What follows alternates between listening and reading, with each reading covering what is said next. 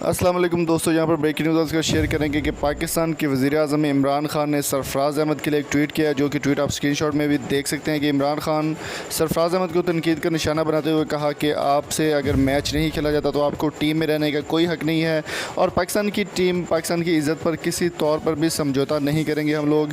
India ने दोस्तों Pakistani team को शाहीनों को दिन में तारे दिखा दिए हैं। परफॉर्मेंस बहुत ही नाकस रही और पाकिस्तान की जीतने का भी कोई चांस भी नज़र नहीं आ रहा। स्कोर प्रेडिक्टर की अगर बात करें तो इंडिया ने 337 रन का टारगेट दिया था, जो कि हफीज़ या फिर बाबर आजम या फिर फ़खर जमान कोई भी प्लेयर कामयाब होकर नहीं मुकम्मल कर पाया और पाकिस्तान टीम की घटिया तरीन परफॉर्मेंस रही है इंडिया के ख़िलाफ़। तो वीडियो को आगे बढ़ाने से पहले मेरी आपसे रिक्वेस्ट है कि अगर आपने अभी तक हमारे चैनल को सब्सक्राइब नहीं किया तो जल्दी से सब्सक्राइब कर लें और साथ में बेल आइकन को भी प्रेस कर दें।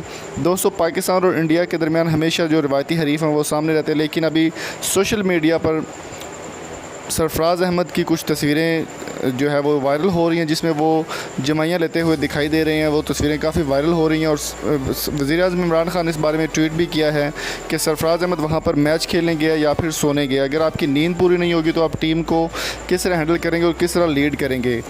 इमरान खान का ट्वीट में कहना था कि सरफराज अहमद को फिल 4 टीम से निकाला जाए और उनको टीम में से उनकी जगह नहीं बनती, जो कि वो अच्छी परफॉर्मेंस नहीं दे पा रहे।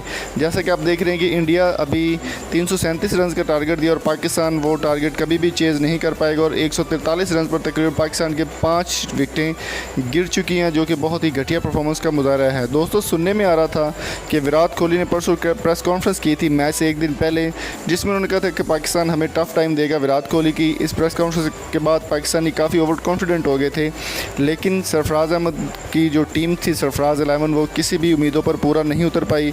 और अगर बात करें मोहम्मद आमिर की तो मोहम्मद आमिर ने अगर हक अदा कर दिया अपने मैच होने का, लेकिन उनकी जो विकटें थी, जो उन्होंने विकटें ली हैं, 3 विकटों का उन्होंने शिकार किया है पाकिस्तान वर्सेस इंडिया के दरमियान, तो जो उन्होंने विकटें लिया वो भी ज़ाया गई हैं और फ़खर जमान के जो 72 रन है वो भी ज़ाया गए, क्योंकि पाकिस्तान अभी किसी तौर पर भी नहीं जीत पाएगा।